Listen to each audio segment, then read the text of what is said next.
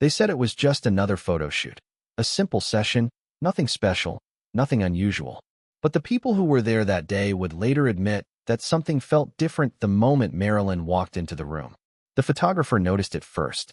She arrived quietly, without the typical flutter of assistants, without the laughter she used to carry in like perfume. Her hair was soft, undone, not sculpted into Hollywood perfection. Her dress was simple, her makeup barely there. She looked less like a star and more like a woman trying to remember how to breathe. "Are you all right?" he asked gently as she sat in front of the backdrop. Marilyn smiled. A small, warm smile. A smile that didn't reach her eyes. "I'm fine," she said. But the truth lived in the pause after those words, the tiny hesitation that revealed more than any headline ever would. He lifted the camera, adjusted the lights, and Marilyn did what she always did. She transformed. Not with theatrics, not with seduction, not with the trademark poses millions memorized. She simply softened, tilted her head, pulled her shoulders back, lifted her chin a fraction of an inch, and offered a smile so calm, so heartbreakingly gentle, that the room grew still. Click. He took the first shot, and the photographer froze, fingers still resting on the shutter. Her expression was indescribable. Not sad, not happy. Something between the two. Something deeper. Something honest. "Marilyn," he murmured, lowering the camera. "You look different today." She looked down, brushing a strand of hair behind her ear. "I feel different today." He didn't ask why. He didn't have to. As the session continued, he watched her closely. She wasn't posing, not really. She wasn't performing. For once, she wasn't trying to be Marilyn Monroe, the luminous fantasy that Hollywood built. She was Norma, tender, thoughtful, vulnerable in a way that could not be staged. With each frame, her smile shifted slightly, revealing something true, something that lived behind the images the world had memorized. There was strength in her eyes, but there was also resignation, a quiet acceptance that she was growing tired of being pulled between who she was and who everyone expected her to be. "Do you ever feel," she asked suddenly, between shots, "like people love the idea of you more than the real you?" The photographer paused. "Every day," he said softly. She laughed, an easy, breathy laugh that lasted only a moment before fading. "That's the trouble," she whispered. "I don't know if there's anything left of the real me." He lifted the camera again. "Let's try to find her." What he captured in the next few minutes was not glamour, not seduction, not tragedy. It was truth. A woman smiling through exhaustion. A woman holding herself together with grace. A woman carrying both hope and heartbreak in the same breath. The final frame of the session, the one that would later circle the globe, wasn't posed. She wasn't ready. She wasn't expecting it. She had just turned slightly away, brushing her fingers across her cheek, and whispered, "I hope they remember me kindly." Click. He caught the exact moment her smile softened into something fragile and achingly human. That was the final photo. Not because she posed for it, not because it was planned, but because it revealed her, genuinely, vulnerably, fully. When the photographer developed the images that evening, he lingered on that last frame. He stared at it for a long time, his breath catching in his throat. Her smile was gentle, almost wistful. Her eyes were glowing, yet clouded with something unspoken. Her posture was poised, but her soul looked tired, deeply, quietly tired. It was beautiful, and it broke him, because he finally understood why Marilyn had seemed different that day. She wasn't sad. She wasn't broken. She was saying goodbye, not to the world, not to her career, not even to Hollywood, to the version of herself she could no longer carry. After her death, the photo resurfaced and people studied it, debated it, speculated about it. Was she happy? Was she masking pain? Was she anticipating the darkness that would soon follow? But the photographer, the man who saw her up close, always answered the same way. She wasn't pretending in that picture. For once, it wasn't an act. That was her, the real her. He kept the original print in his studio drawer for years. And every time he opened it, he traced her smile with his thumb and whispered the truth he never told her in life. "You were wrong, Marilyn. We do remember you kindly. We always will." Because the truth behind her final smile wasn't mystery or tragedy. It was a woman, luminous, wounded, hopeful, finally letting the world see her for who she really was. Just once. And forever. He didn't release that final photograph immediately. He couldn't. For weeks after Marilyn's death, He kept it hidden under a stack of contact sheets, not out of fear, not out of secrecy, but out of grief. Every time he looked at it, he felt a sting deep in his chest, like he was carrying a goodbye he hadn't been ready to receive. Friends urged him to publish it. The world should see her like this, they insisted. So natural, so real, so alive. But that was exactly why he hesitated. Because the Marilyn in that photo wasn't the icon, wasn't the myth, wasn't the glossy, untouchable star that headlines adored. She was delicate, warm, human. The world had never loved her humanity, only her image. And this picture revealed the very thing Hollywood had spent years trying to hide. She wasn't invincible. Months passed. Then one quiet morning, he found himself staring at the drawer again. This time, he opened it. He lifted the photo carefully, as though it might bruise in his hands. The sunlight from his studio window landed across her face, and for a moment he felt as though she were still there, walking into his studio with that soft, almost apologetic smile she always wore. He whispered her name. Marilyn. The word trembled. She had given the world everything. Every smile, every pose, every ounce of charm she could conjure.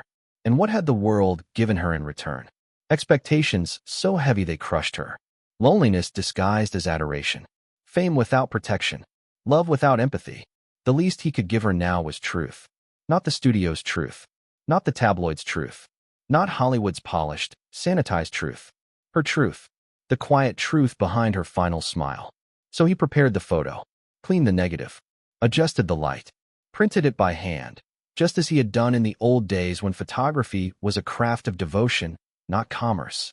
Then he wrote a single sentence beneath the image, the only caption he believed she deserved. This is the Marilyn the world never saw. When the photograph was finally released, it didn't ignite scandal. It didn't spark conspiracy debates. It didn't feed the Hollywood machine. Instead, it silenced people. For the first time, the world looked at Marilyn Monroe and saw a woman, not a symbol, not a fantasy, not a caricature of beauty and tragedy. A woman, with depth in her eyes, with softness in her smile. With weariness, she carried like a shadow. With hope, she guarded even as it flickered. People wrote letters to the photographer. Thousands of them. I never realized how sad she looked. I never saw her real eyes before. She seems like she was trying to hold on. She looks like she wanted to be understood. She looks like someone who needed a friend. And the photographer knew they were right. Because that smile, that small, fragile, unforgettable smile, wasn't meant to captivate the world. It was meant to protect herself. A shield made of tenderness. A mask built from gentleness.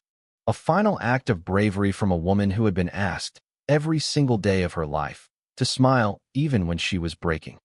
Years later, when the photographer was old and his hands had begun to shake, a journalist visited him for a retrospective on his work.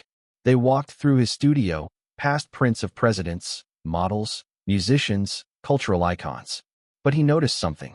The photographer barely glanced at any of them. He paused only at one frame. Her frame. The journalist approached carefully. Do you regret taking this photo? He smiled sadly. No, he said. I regret not telling her what I saw that day. And what did you see? The journalist asked. The old man's voice softened to a whisper. I saw a woman who still believed there was something beautiful left in her life, even when the world had convinced her otherwise. The journalist swallowed. Do you think she knew that was her final photo? The photographer shook his head. No, I think she hoped it wasn't. He brushed a trembling finger over the print, tracing the curve of her smile. But that's why this image matters. Because in it, she wasn't Marilyn Monroe the star. She was Marilyn Monroe the person. And people finally saw her. He stepped back, eyes glistening. And maybe, just maybe, if the world had seen her this way sooner, she would have stayed a little longer. Today, that photograph is more than a portrait. It is a reminder that behind every smile, even the most luminous one in Hollywood history, there can be a truth too heavy to speak. A reminder that the brightest stars often burn quietly before they disappear. A reminder that Marilyn Monroe's last gift to the world wasn't glamour. It was honesty. Soft, human, heartbreakingly real honesty. Captured in one final smile. In one final moment. In one final photograph that still whispers the truth. Asterisk, she wanted to be remembered. But she also wanted to be understood. Asterisk. After the photograph spread across the world, something unexpected happened, something the photographer never could have predicted.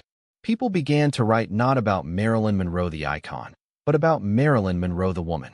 They described her softness, her vulnerability, her gentleness. They stopped quoting the glamorous lines and began quoting the quiet ones. One magazine published a piece titled, "The Smile That Broke Hollywood's Heart." And for once, it wasn't sensationalism. It was recognition. Her final photo had stripped away the myth. It had pulled down the curtain. It had revealed a truth too intimate to ignore. Marilyn Monroe had been smiling at the world for years. But this time, the world finally looked close enough to see what was behind it. One afternoon, months after the photograph's release, the photographer received a letter with no return address. Inside was a single piece of stationery and handwriting he recognized instantly. Elegant, looping, unmistakably feminine. It was written by someone who had known Marilyn before Hollywood ever touched her. Someone who had known Norma Jean. The letter said, asterisk, "Thank you for showing the world the girl I loved before they turned her into a dream they could consume." Asterisk. Asterisk. This was the first time since her passing that I felt like people were looking at her. Really looking, and not the fantasy they built from her pain. Asterisk. Asterisk. She always smiled like that when she was trying to be brave. You captured her bravery. Asterisk. The photographer folded the letter gently and kept it in the same drawer as the original print. It mattered, not because it praised him, but because it validated what he had seen in her eyes that day. Courage, tenderness, loneliness, hope, a whole life distilled into a single expression. The impact of the photo rippled far beyond Hollywood. Psychologists analyzed it. Artists recreated it. Poets wrote about it. Strangers hung it in their homes, not because she was a star, but because her expression touched something universal. One viewer wrote, asterisk, "I see myself in her eyes. I see someone trying to hold on." Asterisk. Another wrote, asterisk, "Her smile looks like the moment between letting go and being free." Asterisk. And perhaps the most moving message the photographer ever received came from a young actress, new to Hollywood, terrified of the pressures ahead. She wrote, asterisk, "When I feel overwhelmed, I look at her photo. Not because she was perfect, but because she wasn't, and she still radiated something beautiful." Asterisk. Marilyn had become something far more powerful in death than she ever could be in life. A symbol of truth. A reminder of vulnerability. A mirror for anyone who had ever hidden pain behind a smile. Years later, the photographer was invited to speak at a gallery exhibition dedicated to Marilyn's memory. He stood in front of her final portrait, enlarged, framed in simple black, and faced an audience who remained silent out of reverence. He told them the story he had guarded for so long. "She didn't pose for that photo," he began softly. "Not really. She didn't know I was taking it. But that's why it's the truest image of her I ever captured." He took a breath, steadying himself. "I asked her afterward why she smiled like that. Do you know what she told me?" The crowd leaned forward. She said, "I smile so people don't worry. I smile so they don't look too closely.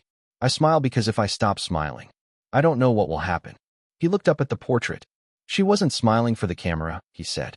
She was smiling to protect herself. A hush washed through the room, deeper than quiet. It was understanding. Real understanding. She wasn't asking the world to love her, he continued.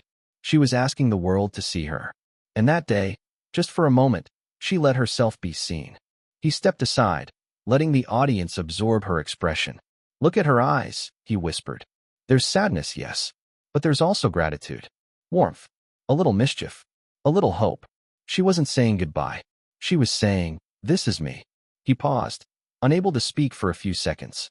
And I think she wanted the world to know who she was before she disappeared. Long after the gallery closed, he remained in front of the portrait, tracing the air an inch above her face. "Thank you," he whispered. It was the only thing he could think to say. Thank you for trusting him that day. Thank you for letting him see beneath the surface.